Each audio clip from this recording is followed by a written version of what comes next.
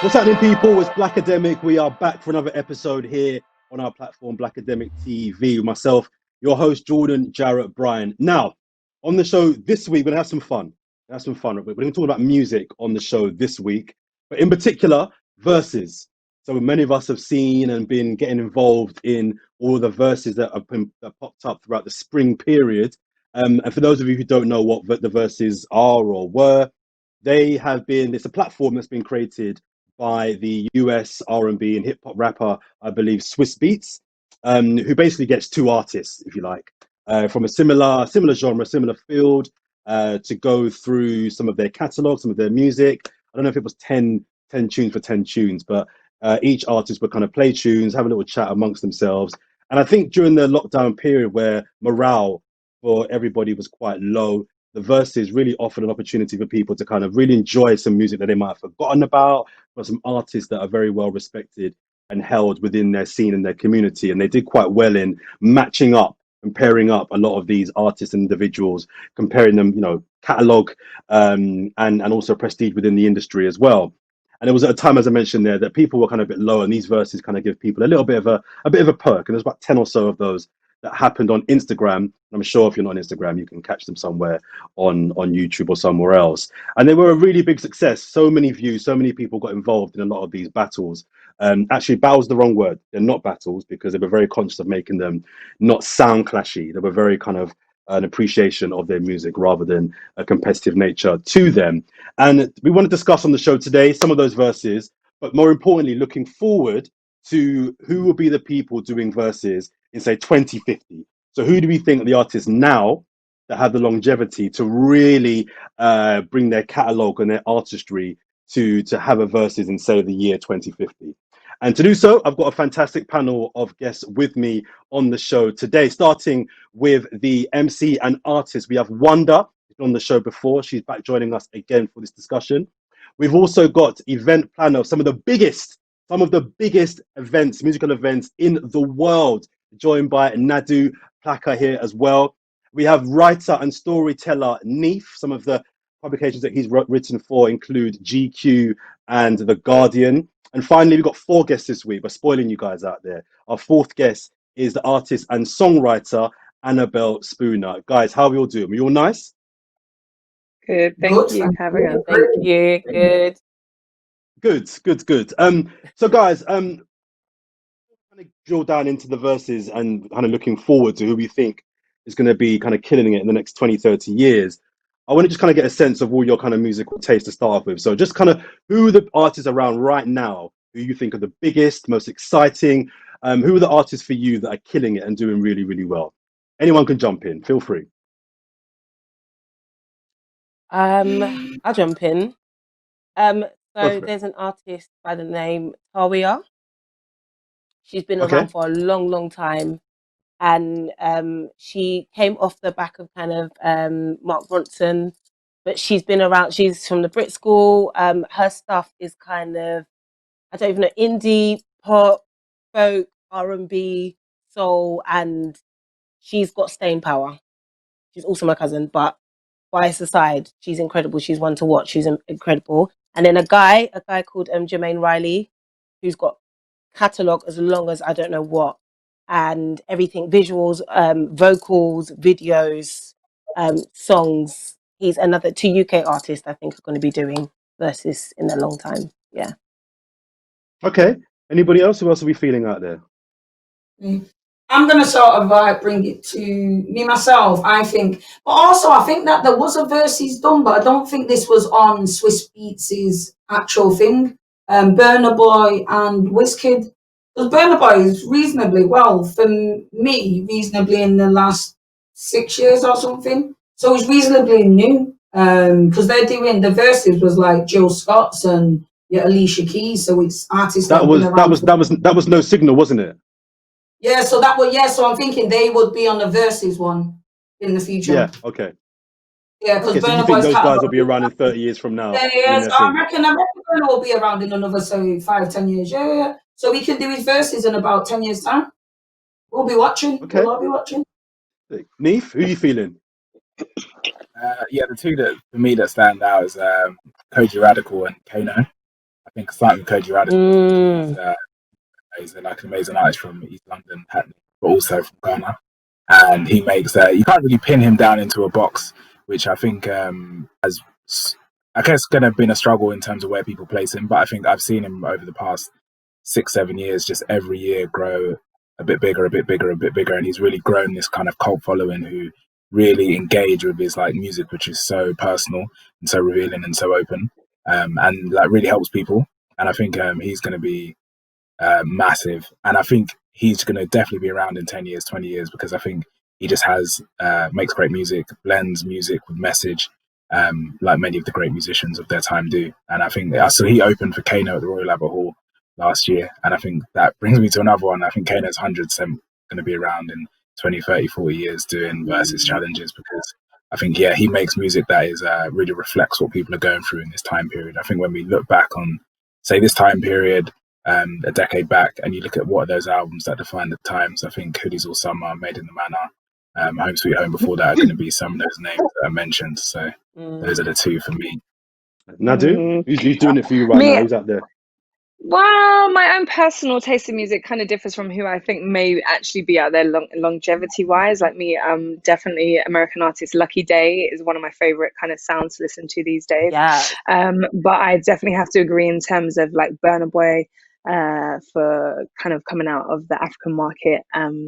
Definitely has some dope sounds. He's also, going into other African countries and doing collaborations, which is what it's about as well, kind of more people collectively coming together. But long term, I'm not sure yet. But my personal taste in music, I'd say those two for now.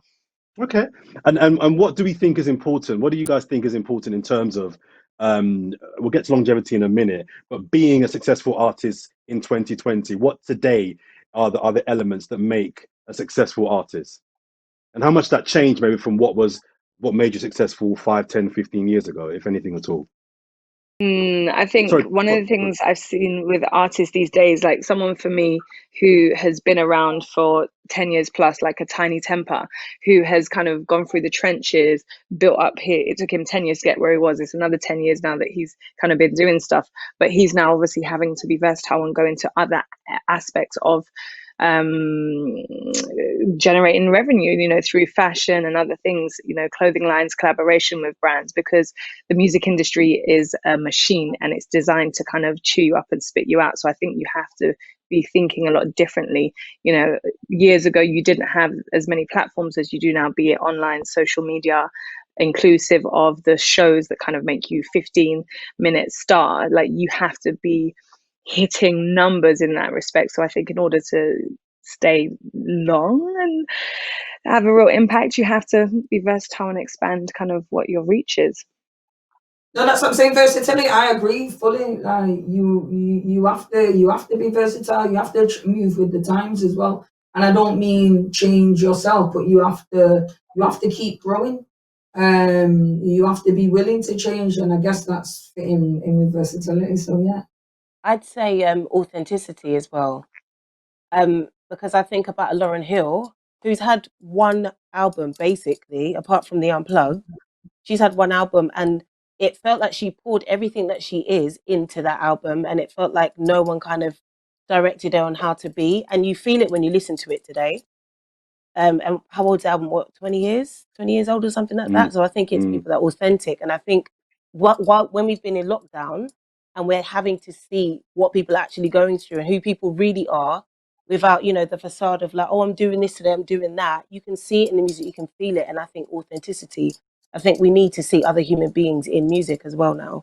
We want to hear, we want to see, we want to feel everything. So authenticity, I think, will make for longevity for artists. And it's interesting you mentioned the fact that she only put out one album, because I'm wondering if, to kind of counter the versatility point, is something that definitely annoys me, and I wonder what you guys feel about this, is that too many artists for me feel too busy. They're out there too much. They're putting out too much music. Whereas Lauryn Hill was someone that put out one album, and that album will be played in 100 years from now. So does anyone feel like there are artists that maybe focus on quality over quantity? And if that also kind of taps into your point earlier on about versatility, and maybe, okay, I'm not going to worry about dancing, doing this, doing that, but this one thing I do, I do very, very well and I'm respected for it. People expect you to be more than just one thing nowadays. So I believe you have to. That was 20 years ago. Like, the world has changed a lot, and if we could all do what Lauryn Hill did and just did one song and it lasted forever, then that would be sick. It's like back in the day, 9210s, you had one mobile phone that lasted forever. That can't run anymore. You get an iPhone, it lasts for a year. So it's the same with everything, technology, music, people, everyone wants things and they want change. You know what I mean? Although so do you feel that you have to be busy to be relevant? Do you think that if you the days of just putting out one project, you go missing? People like to see you being busy, if you know what I mean. They like to see you doing stuff, or because people talk about work rate, isn't it? Work rate's like a thing, isn't it? So people expect you to be busy, and they expect you to be doing stuff, which always isn't always possible. But I guess from my view, that's it. I want to hear what. Not even just in music, but just in life in general, but specifically music. All of the great artists now and from the past all had a very clear idea of who they were, who they wanted to be, and how they wanted to be seen in the future. And I think when you have that strong core, you're not necessarily going to be knocked over by like the temporary winds that flood through music.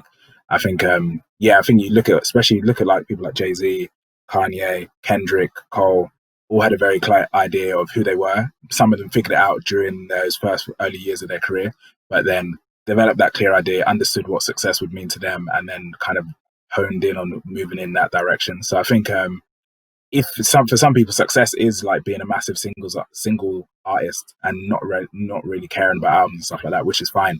And if that's you, then you know what direction you're going in. You're going to be putting out more music necessarily rather than waiting and crafting a masterpiece of an album. If you are like an albums artist and you want to have that touring that you can continue to tour for 10, 20 years, then you may be going to sit back a bit. But I think the big thing is like, defining what success means to you, and then really sticking to that and kind of not losing track amongst like this very noisy, busy era that we live in.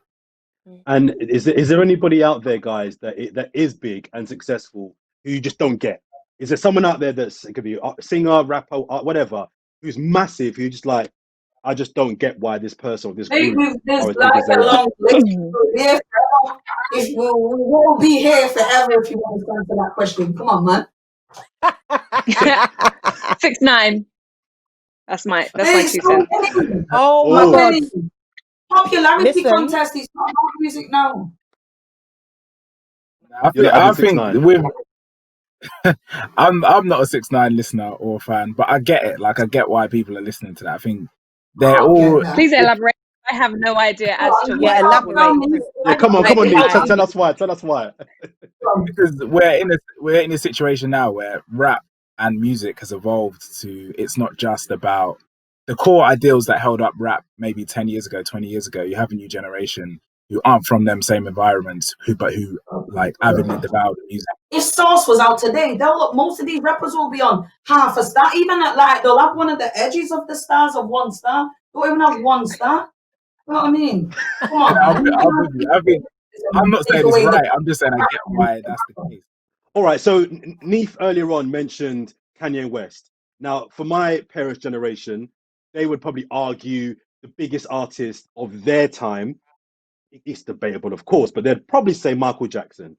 Catalog, hits, impact on various genres and scenes. Is it fair to say that Kanye West, whether you like his politics or not, I know a lot of people don't like Kanye the person, his body of work and his impact on music in the last 20 years, would it be fair to say that he's the biggest artist of our generation? And if not, why not? Oh, right. I think we're scared to give him props or not. I like Kanye West's new, like, and it's like I used to, because before he went crazy, and it's like years when Kanye West first came out on College like Dropout, was that what his album was called, The College Dropout? That I liked him. That's right, yeah. Actually, it was dope. And then he just went, and it's not even that like he went with, I don't know, like now I don't like him. So something happened. I don't like him. Well, Nadu, let me ask you: is that the problem? Is that people don't like him, so that taints what they think about his music? course. I think subconsciously there are always things that you're going to take on board, like whether you like it or not. Like you're going to listen to things that are happening in the media or things that are, being made a point of, and it will have an effect on how you think of someone. And I think someone definitely of that stature, like, needless to say, what he has produced over time, being ahead of his time at different stages of his career and the music he has curated, he is a genius. And maybe we're not supposed to understand certain elements of that, but I think it just gets a bit blurred. But then I think to myself, well, think about Michael Jackson. If Michael Jackson even thought it could have been a possibility, let's talk as we are at present day, to run for president, would he? Possibly. So do you know what I mean? Like all of those other elements that we take in, who knows? Who knows? But credit where credit's due. Yeah, he's dope. Yeah, I mean, you can't argue with his catalogue. You can't. My thing's this. I think that song "Video Killed the Radio Star." That's basically what 2020 is to the artist. Yeah, you know the tune. And I think with Kanye West, you can't argue with his back catalogue of music. How he's presented, what he's saying. He's clearly skilled. The politics thing you can't ignore. I think that look, he makes us think, and he always reminds me not to be a sheep. Sometimes when someone says something mad, I'm like, how did they get there? And it makes me look at myself and I'm like, am I just believing everything that's being said to me? Or do I need to look at it? And I can't, there's that question, can you separate the man from the music? And I mean, with Kanye, you can't. You can't argue with his back catalogue. Yes. So can you separate them? And I don't know whether it's because, I don't know whether it's, I was going to say, is it to do with his background because he's a black man? But then obviously, R. Kelly, I definitely, yeah. I was just about to say, when you said you could separate the man from the music, I was going to say, does that apply? That's how you're reaching. We were going there. I mean, yeah, we have to. I can't separate the man from the music, and I don't think he's done anything that's particularly harmful yet. I feel like he's a human being. Yes. He's going through things. He's part of an environment that he's part of right now. So he's removed from certain other environments. I just watch him. I'm just like, yeah, get out. But he's a developing human. He hasn't done anything particularly harmful, and he reminds me of humanity. So that's it. Was that a grown Nadu of disapproval? He's the coolest black guy in his household. Sorry, Wanda. I heard a groan. I think it came from Nadu. Was that a groan of disapproval? No, sorry. I just had a cough. Something in my throat. Okay.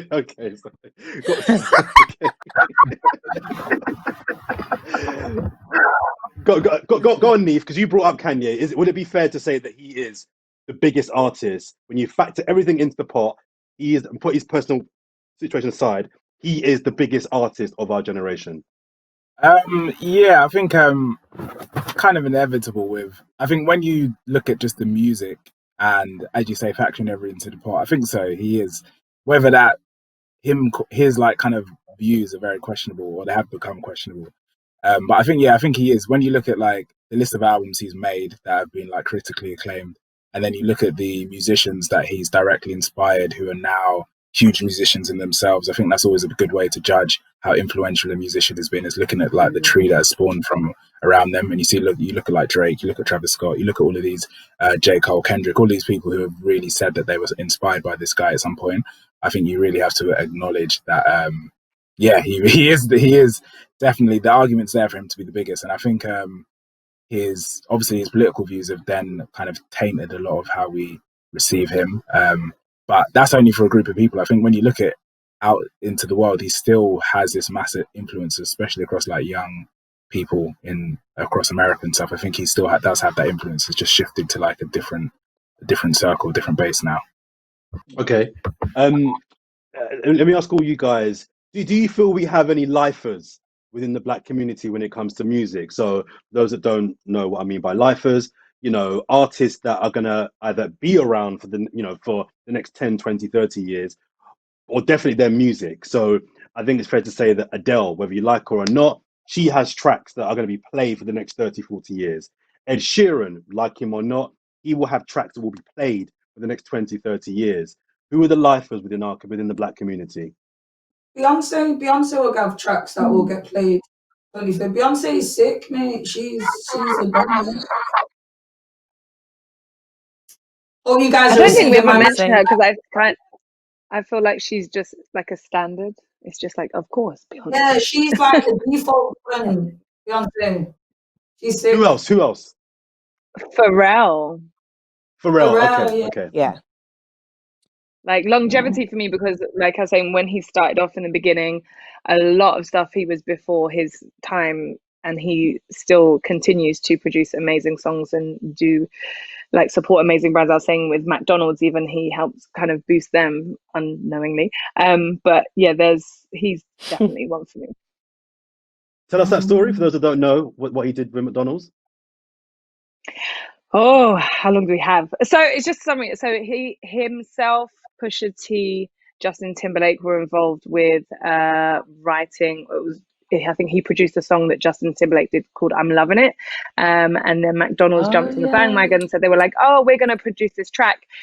Basically, just signed them a one-off upfront deal, and they've taken it. And obviously now it's the tune that we know. This was back in 2003, and now it's global, worldwide. Like obviously that's the same thing, but it's in different instruments, different tunes. It's just phenomenal. And yeah, that you need to research into that, but it's crazy. Can you imagine having that publishing check? Woo! You would have been nice. Yeah, nice. Neef, who are the black lifers? UK, give me some UK ones. Who are the black UK lifers? Who are the black UK lifers? Well, I think the artist I mentioned before, Kano, is definitely a lifer. I think Kojey will be a lifer as well. I think also I think J Hus is going to be a lifer. I think in terms of quality of music and the 2 albums he's put out, I think kind of remarkable in like how good they were and how great they were and how eclectic they were. And I think his music really seems to live with people outside of like just a digital space. I think when I go to events, I've been to like weddings, christenings, house parties, whatever, and his music seems to be on, which I think is a real marker, like kind of cultural influence. So I think he's someone that will definitely be a lifer if he continues. Just tell me a little bit why you think he will be a lifer. Because a lot of people talk to me about how good he is, and I think he's a good artist. But people are like, no, he'll go down as a legend, and I just don't quite get that. So tell us why you think he's on that kind of in that Kano bracket. Yeah, I think I don't think he's necessarily in that bracket yet, but I think he's heading in that bracket because I think in a similar way, I think his music like reflects the time period. Even I think Kano does it very obviously through lyrics, whereas I think J Hus is more of a sonical thing. I think in that first album, Common Sense, how he blended kind of garage with grime, with rap, with Afrobeats, with bashment. I think that was like very representative of how a lot of black people grew up in this country. Not you may be from one country, but then you have all of these other influences from where you've grown up in the surroundings. And I think people really took to that when they heard that in his album. And I think same for the second album, he seems to again like always grow musically and then grow lyrically. And I think that kind of impact that you've seen him have isn't like a coincidence. I don't think so. I think the fact that he can have a number one album and all he did was tweet about it, didn't do any press, didn't do any promo, didn't do any videos. This is the last album that came out, and can still have that kind of impact. And all he did was tweet and say my album's out, go and support. I think that isn't a coincidence. There is like a reason and real resonance with him amongst people in this country and beyond. I heard the words. I'm going to say something controversial. Can I just agree with him first, please? Because can I just agree with Nate? Because I do believe, J Hus, especially because he's reminding me about that one tweet thing where his album went #1. Even Stormzy, to be fair, because he's got his whole political thing as well, and him helping the community and his whole way that he portrays himself in the media. Stormzy is also someone that will maybe go far as well. But the thing the only thing I was going to say in the UK with a lot of sort of rap music and drill music is it's either going to be lifers in the music or do life. So, I love that. Wow. Wow, that hit me hard. That did.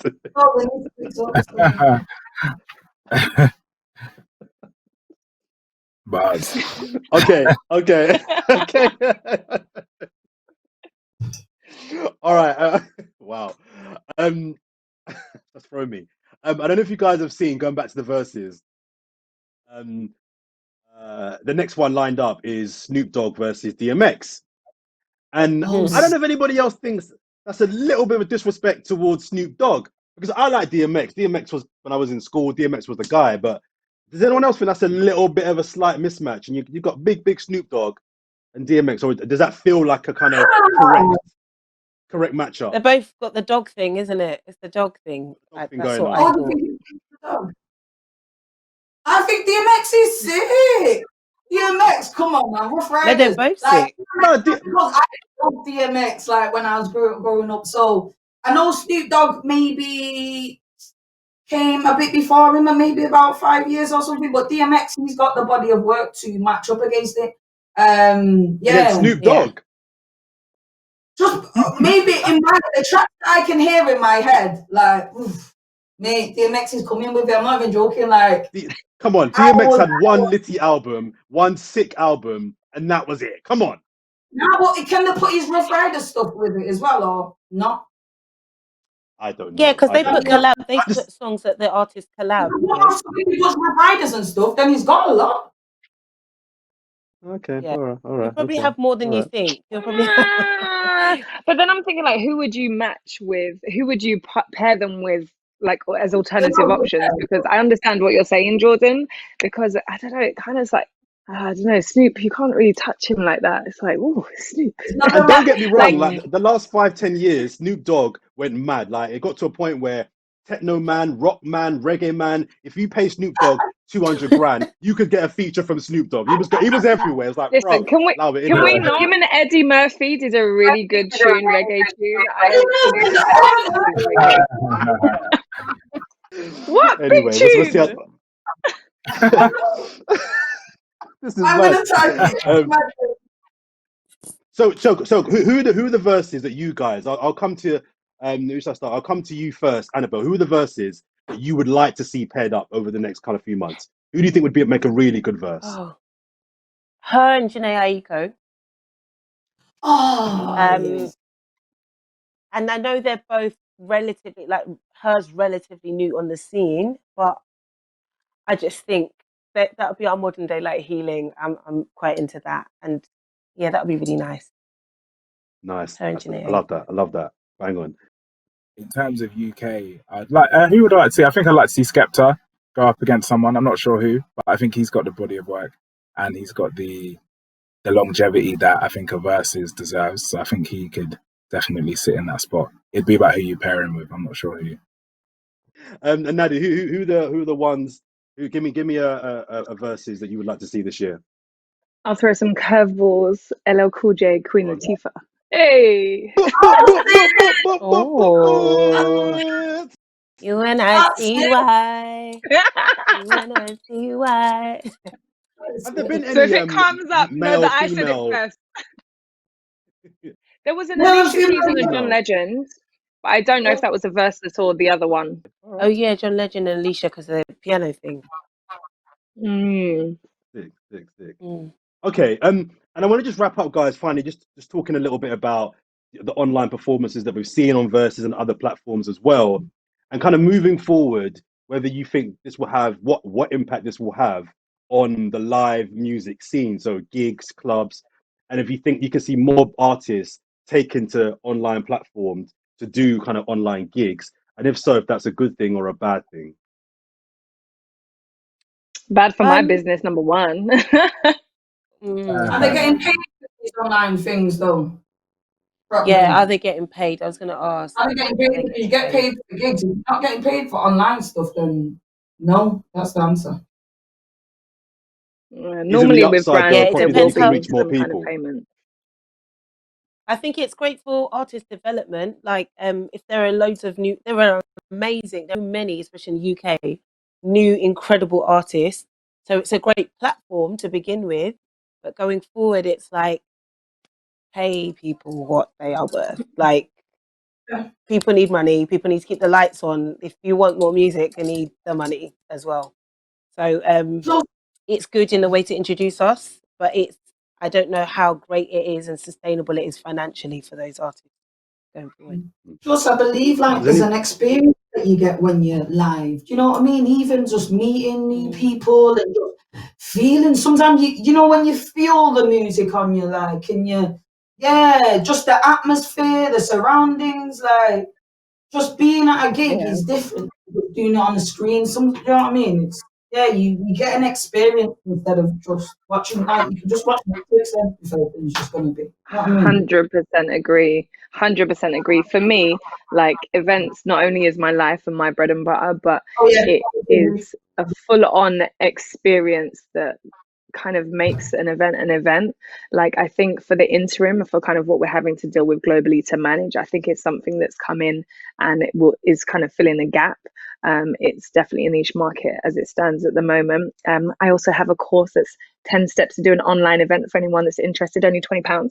But I think long term, it's definitely, people will be bored of it. People need to get back into just having that human contact. As you were saying, Wanda, it's bigger than that. The experience is so much more. You know, you use all of your senses when you go to an event in terms of, you know, sight, taste, feeling, like sound, everything. And you will never be able to get there anywhere else apart from in a live experience. So I think for now, it's great. Long term, people are going to be pining and dying to get back out there and have proper experiences. And also, I've got bills to pay. I take Nadu's point that at some point people will be bored, probably, of streaming and the watching things online, and there will be that hunger to get back out there and just skank and dance and see people in clubs and venues again. But do you have any fears that by the time that comes around, a lot of these venues, festivals, and gigs, they'll have gone under? I think a lot of what lockdown and coronavirus has done is obviously pushed a lot of people, a lot of businesses to a point where they can't necessarily recover from. So I think definitely a fear. But I think that hunger for live music will always be there. When I think back to what my favorite experiences were of like the past, say 12, 24 months, a lot of them do involve going to see music in some live form or format. So I think that will always be there. But I think definitely in this interim period, maybe the next 2 years, it's going to be tough to see which companies have managed to survive this period as well, and who kind of bounce back in that way. So I think that's why I think the digital thing will continue. And I think in a lot of ways, like the online performances was naturally the way things were going to go in some senses. I think this just kind of exacerbated that a little bit. So I think hopefully an industry will start to form around that as well, where people can get paid and musicians can get paid. And there's other roles for people who work in the music industry to be able to make a living off of that as well. But I kind of see them eventually at some point, not sitting side by side, because I think live music will always be the primary one. But I think it's just another lane for a way in which people can experience music. I was going to say, I 100% agree. I think it's something, as technology advances, you have to kind of adapt, you know, taking it back to what we said at the very beginning of this, being versatile. And I think that's what artists, brands, organizations, people within entertainment have had to do. And it's definitely something that now people can say, well, you know, in terms of being able to stream, maybe we wanted to get this artist in or this talent, we can't. Oh, hey, we can have a venue set up in one country, stream from there, do the same again with another. So you'll be saving costs, and also artists will be able to get their normal fees or a fraction, maybe less, based on, you know, the type of performance. I definitely think it's something, as Nick says, that will sit alongside and support the event industry in itself. Also, really in the UK because of our weather, but also I think that people, events, companies, and will adapt, or artists themselves, or managers, or people within the industry will adapt and doing more sort of outside events. I know because of our weather, it's not too great, but because of the whole situation at the moment with the pandemic, outside events, like there's been more outside raves and things like that, people have just popped up by themselves. So I believe there'll be a lot more sort of outside events happening, as they're the only ones really at the minute that can really go on. So making use of car parks and things like that, or spaces that wasn't once used, or wastelands or things like that, to turn them into spaces. I I hear it. I hear it. Guys, listen, thank you very much for joining me this week on It's All Blakademik. I really enjoyed that. Big up Nadu, Neef, Annabelle, and Wonder as well. Don't forget to subscribe to our channel if you haven't already, Blakademik TV on YouTube. Go check out our website, blakademik.com. We're across all the socials, Facebook, Instagram, and Twitter as well. All the information and previous shows are all on those platforms there. Until next week, peace.